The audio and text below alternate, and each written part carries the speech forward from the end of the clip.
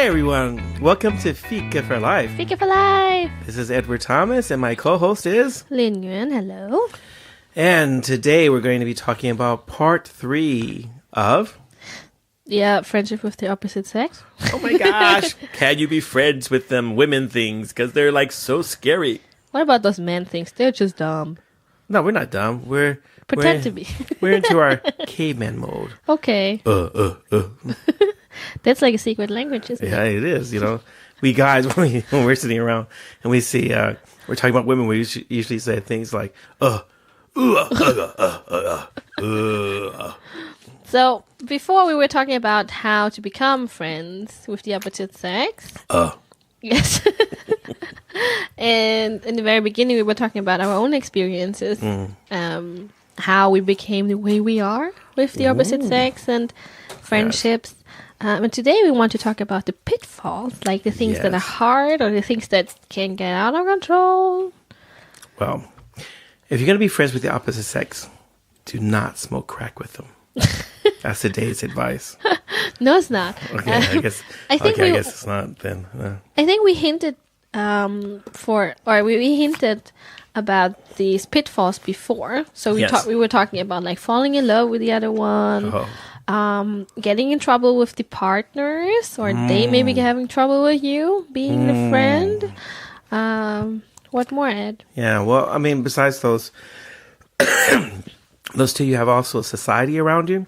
So some people feel like if you're friends with someone of the opposite sex, then there has to be something wrong. So sometimes, like, I've been friends with a girl, and my male friends will come up to me and say, "Oh, you know, you guys seem to be really good friends. You better watch it. Something's going to happen." I'm like, dude, stop, like, wishing the bad stuff on me, you know? So it doesn't have to be that way, but sometimes society around you is not comfortable with you being in that. And so they'll, like, sort of infer that something's going on, even though nothing is. And well, you know the movie, like, Friends with Benefits? Oh, okay. Well, that's obviously a no-no.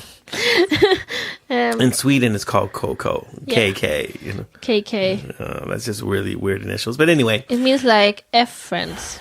Yes. It means friends who, you know. Do other things than friends should do. Nasty kids. No, but obviously, you know, there's one of the things that also with about friends with the opposite sex is that you always have to still maintain clear boundaries. And when the boundaries don't become clear, then sometimes people get their feelings hurt or people misunderstand. So you kind of have to watch out for that. But I think it's also about, like, I don't know, when I remember when I was younger than now, I was thinking that, well, but if you would be super clear from the beginning, it would take away some of the fun things, you know? If you would, like I think, especially for girls, we like to, we like guys liking us, or even like they... Really? Yeah, or even like... Even if you're not interested in them? No, but it gives you a self-confidence boost, doesn't it? No. Yes. Some girl comes up to me and says, "Oh yeah, I really like you, I love your muscles." I'll be like, creepy, get off me, slug. But I know many girls have issues with the self-confidence. Yeah, so if some guys would be like after you, or even like there is some opening that they would believe that I might be interested or I might be open and they might be able to date me or whatever. I mean, you get this attention from this guy, and obviously that's fun. Wow. Even though it's not really nice. It's not nice. It's not kind. Oh, because it's manipulation. Yeah. You're actually using another person. So I think it's maybe something that the guys have to look out. And for the girls, I mean, I've been there. I enjoyed that. But I know it's not right. It hurts people's feelings. And it's just not nice. Wow. Well, that's really scary. Because that means that sometimes, well, so if you have friends who have really low self-esteem, sometimes just the act of friendship means that person, like, you might trigger something that you didn't intend to.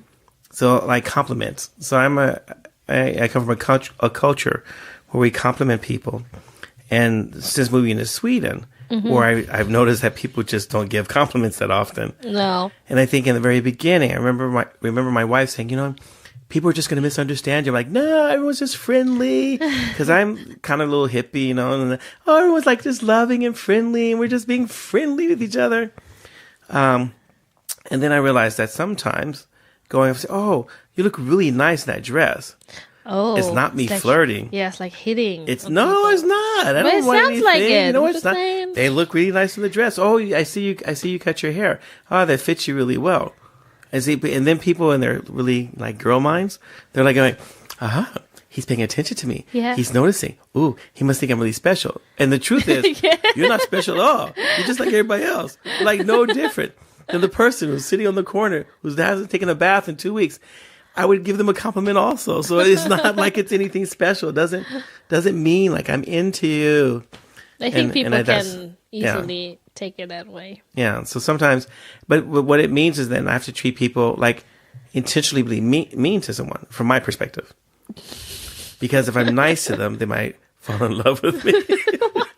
Doesn't it sound like I'm like, I'm all that. I'm Edward Thomas. That's right. You want me. Okay. No, but I think that, like, that's one of the hardest things with friendships with the opposite sex is that I have to treat everyone differently. Yeah, that's some like people, so wrong. Because some people I know it's like I'm saying you're okay and you're not okay, which is actually I guess that's what I mean. I mean, some of you are okay to be friends with, and some of you, no, I wouldn't touch it with someone else's hand, you know. So, and I think that's one of the hardest things is that boundaries become sometimes very personal. Mm-hmm. So I have a female friend who I don't like her hugging me because it just creeps me out. I'm just like, I don't think that just doesn't feel like friendship. That just feels like creepiness. Whereas another person, I would hug the person and I feel like, but this is a person who respects the boundaries and I know this person does not have any feelings for me or anything like that. Maybe if they hug often enough, they will develop feelings. Obviously, if they're hugging me and drawing me into them, looking into my eyes and saying, with their lips like that, that gives me a hint. This might be wrong, you know. So, no, but I think that I think that's one of the things that you have to kind of be aware about, you know, with friendships of the opposite sex. What about like your spouse? Let's say you are really clear with your boundaries towards that girl, or in my case, with a guy, and we're good friends. But what if our partners would be like, you know what, you cannot meet this and this person anymore? Although you feel like you're super... Wow, that's a hard one. You have like super clear boundaries and... Don't get involved with jealous people because they put restrictions in your life. No, but I think that's one of the hardest things is that sometimes I can't be friends with someone of the opposite sex because it makes my wife upset because my wife is thinking that, you know, or if it was my girlfriend or whoever it is, you know, that sometimes your partner thinks that something's going on, which makes me go, why? Because if you were in this situation, would there be something wrong? The problem is with you, maybe. And I think that like I'm not a jealous person, so I won't get jealous. Mm-hmm. If I came home and some guy drove my wife up in their car, he had like a really nice car, had really perfect hair, beautiful teeth, you know, and she was talking to him in the car and came in the house, I'd be like, oh, whatever. Like I wouldn't automatically think that, oh, there's some guy trying to move in on my stuff, you know, or I can't trust that woman. Because I feel like, I mean, I'm married to her, so obviously I trust her. Yeah, like she's coming home to me, so I don't really care, you know. No, but I would never be with someone who I didn't trust. Mm-hmm. So, what about let's say I'm this girl and I have a bunch of guy friends, and we have a really platonic friendship, and suddenly I take in this little sister role. So all the other guys I meet suddenly see me that way too. So I'm kind of friend zoned just because I have a lot of guy friends. What to do? Find other guys. Find other guys. Obviously, they're morons. They're just stupid, you know. You know, I mean, so I have a lot of male friends, and because they can't have friendships with women, they automatically think it's wrong. It's wrong. Like because they feel that you just can't have friends with a person of the opposite sex. So if they were dating So if they were dating a girl and she had a lot of male friends, they would just automatically assume that if something's wrong. With her? With the friends? With both. Like, it's something with the friendship. What's wrong with her? Why does she have all these male friends? If she's with me, she should only male. I'm like, oh my gosh, what's that, like the Taliban or something? You know, like she should only be with me, only talk to me. She shouldn't talk to any other guys. I'm like, that sounds like slavery. Mm-hmm. And that it doesn't sound like fun. Like, all of a sudden you can't be friends with someone because of their gender. Because of their gender. Oh, wow, that's like so not politically correct. You know? And it works the opposite way. Sorry, the opposite way also with girls. Mm-hmm. That some women just don't believe you can be friends with people of the opposite sex. And the other guy, if you have a guy who hangs around with a lot of girls, they may think, oh, he's gay. He must be gay or something like that. It's like, no. If you're a girl, you must be a slut, and if you're a guy, you must be gay. So, and I think maybe that's what happened to me when I was in high school. I had mostly female friends, and everyone thought I was gay. They tried to convince me for 11 years. That you were gay? Yeah. Everyone said. And I would go to my friends, like, I would say, this is not even on the subject today, but I would say things like, so if I told you I was going to come out of the closet and I was gay, how would you react? Like, it wouldn't surprise me. So what do you mean it wouldn't surprise you? I am the epitome of macho-ness. They're like, you're the epitome of gayness, Edward. You're gay. I'm not gay. Oh, yes, you are. We see you walking around, because back then I was into fame, and I had my leotards and my leg warmers, and I would wear them every day. Okay, yeah. And my little bandana. Well, that's fair for a friend, though. My little tank top. But your son, was he like typically like hanging out with a lot of girls? No, he didn't. So he wasn't. So there you go. I know it sounds stupid, but here you go. Ed was very feminine when he grew up, but he's not like homosexual. But his son did not show any signs of typical gayness. No. And he was a jock. He was a jock, and he's gay, and Dad's not. It's like, okay, what's up with that? Because we can't tell always. So. Yeah. Wow. Yeah. So that's kind of like one of those things it's that external pressure again. Yeah. A society judging you because of who you hang out with instead of judging you by what you actually do. So that's so that could be one of the things that actually being friends with people of the opposite sex might prevent you from having relationships with other people. Mm-hmm. Which is bad. Because there are a lot of judgy people out there who love to judge you. They will not ask you, and they won't find out the truth, but they will judge you. Only Jesus can judge me. I know. Only really. God can judge me. Miley Cyrus said that. God is my judge. Okay. What about now another one? Yes. What about this glorification of friends with benefits? Well, I mean, from a Christian perspective, it's bad. Friends with benefits is just called sin, fornication. It's called whatever, wrath of God. No, but I think that this whole idea that somehow you would enjoy parts of marriage, part-time marriage, and then call it friendship.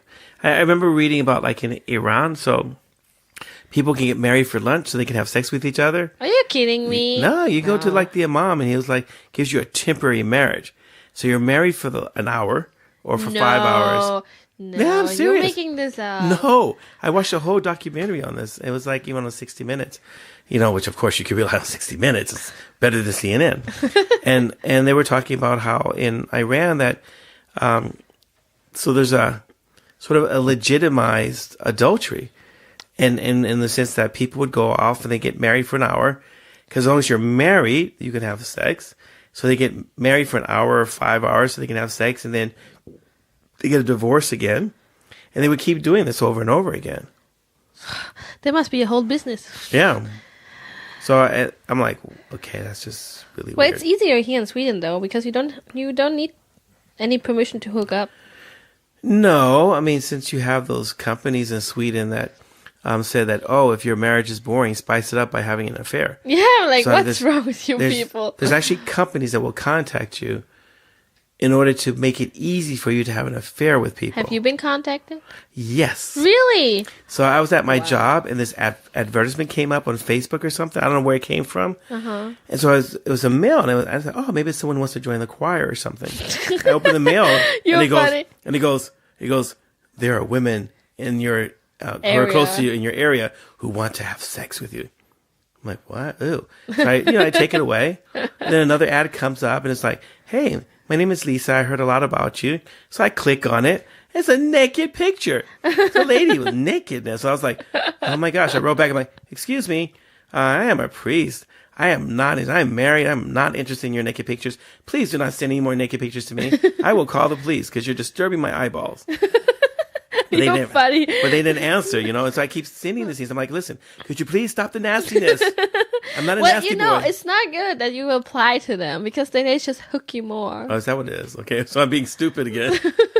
I hate social media. It's so confusing. When am I speaking to a robot and when am I speaking to a person? I don't know the difference. So that's bad too. Yeah. So I mean, you have the whole Tinder thing. Mm-hmm. So I'm not a prostitute because I don't want to get paid for it. I just want to give it away for free. But now you're like, I've heard people in the world who tell me they found their soulmates on Tinder. I don't know. I'm not judging them. I don't know how to I'm judging them. I'm like, so what do?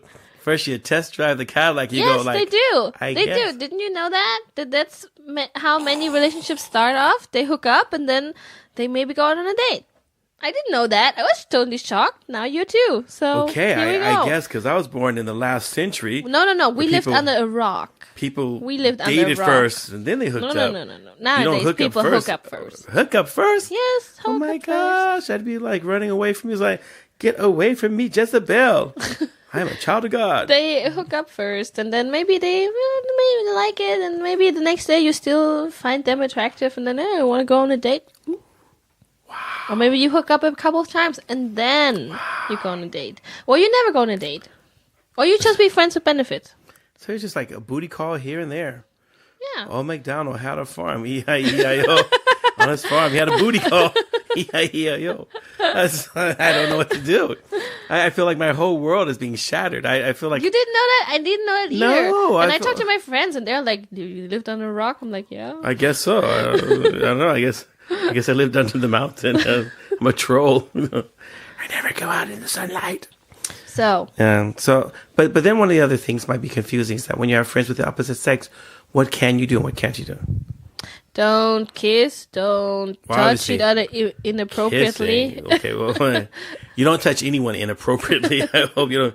Well, we're friends, so I can't touch you. But if we're enemies, let me just get all over you and touch, It's like keep your friends close, your enemies closer. Ooh, really? Wow. Huggy. But I mean, things like, okay, so if we're friends, can we go to the movie together? Yes. See, some people say no. When I moved to Sweden, I was told that if you went to movies with someone, that automatically meant that you were together. What? That was up in Skellefteå, up in the north. So maybe it's up in... Well, when I was a teenager, that meant it. Yeah. But now, I think when you're a student or even like middle-aged, older, I don't know. That's too much pressure. You just go... You can watch a horror movie with that person. It's not really romantic. It depends on what horror movie it is. What? The Rocky Horror Picture Show. That's romantic. It's about love. Okay. Okay, but what about... Okay, so can you go to dinner with someone of the opposite sex and you're just friends? Depends on the setting. Like what? If it's McDonald's... If it's McDonald's, maybe not. If it's a fancy restaurant where you gotta dress up... But what if you're just appreciating...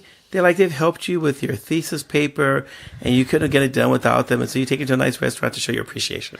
Well, then it should be like clear from the beginning that you talked about, like, you know what, because you helped me with this paper, blah blah. We can take a really nice restaurant. And then the violin player comes up and starts playing, so Bella Notte,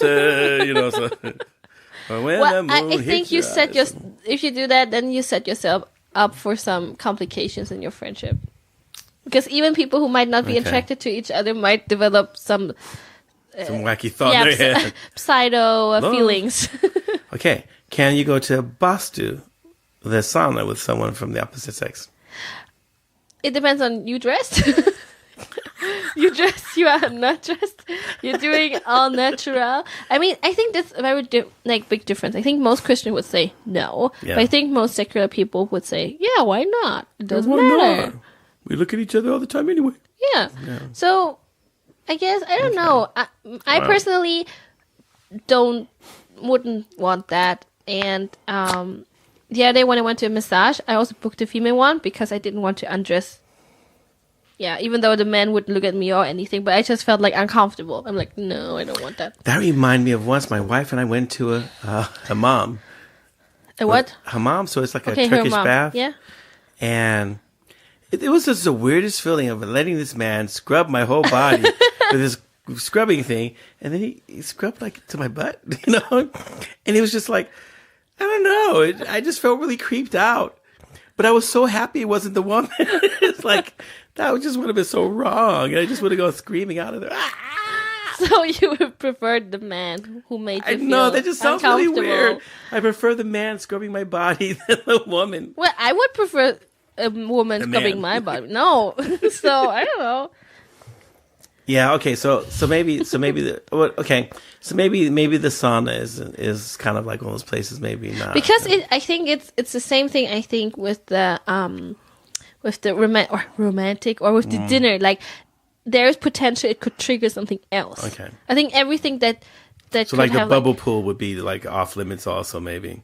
I think I sat with some friends in a bubble pool before. I don't think it was a big issue, but I mean you have to know your friendship. Yeah. If you feel even like the slightest attraction towards the other one, or you get some, I don't know, vibes from the other one, maybe you should be just careful. Yeah. Okay. Like, I don't think there's a blueprint. Yeah, there's no blueprint. Like, oh, in this situation you always do this or you always do that.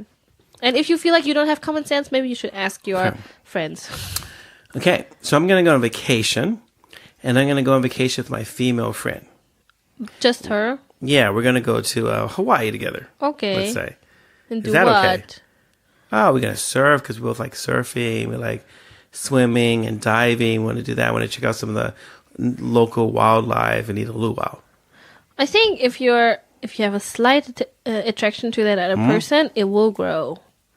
If you really have, let's say you have been friends forever, I don't think that would matter. What do you think? I don't know.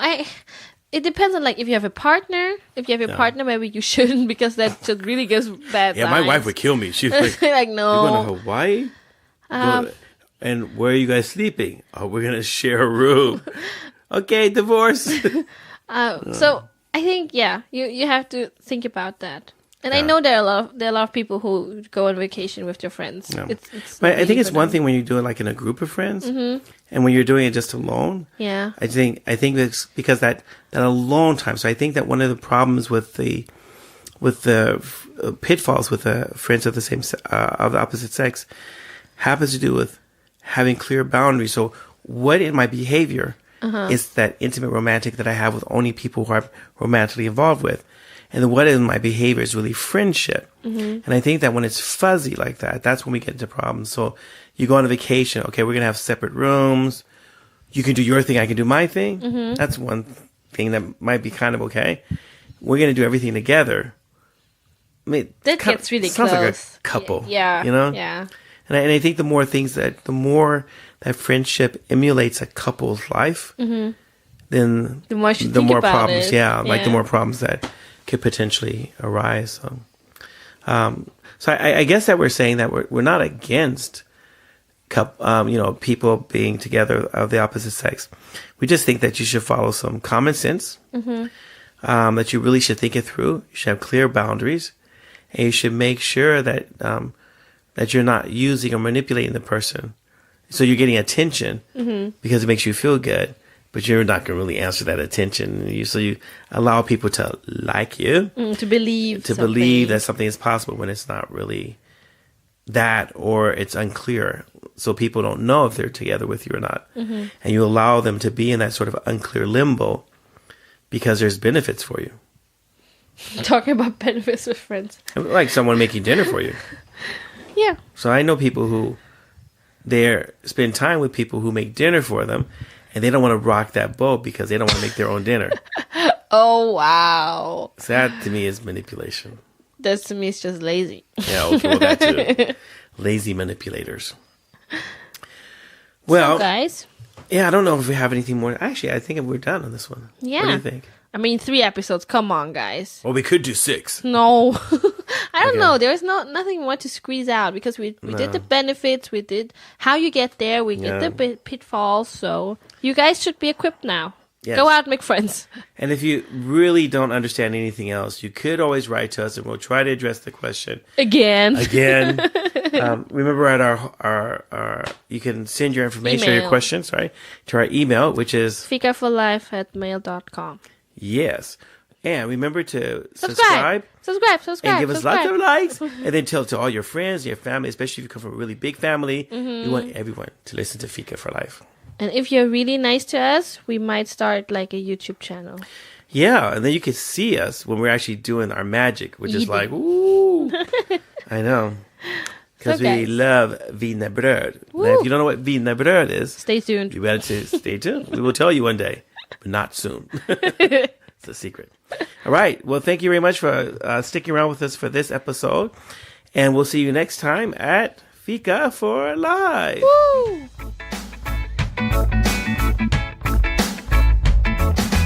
Thank you for listening. If you have any comments or ideas, please send us a message to fikaforlife@mail.com. Fika, F-I-K-A. This was the Fika for Life podcast with Linh and Edward Thomas, and we hope to hear you again.